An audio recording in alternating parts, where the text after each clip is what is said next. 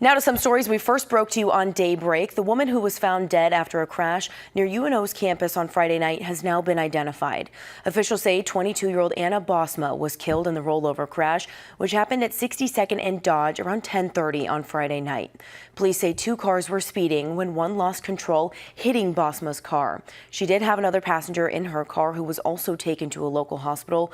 Charges are pending as police continue to gather more information.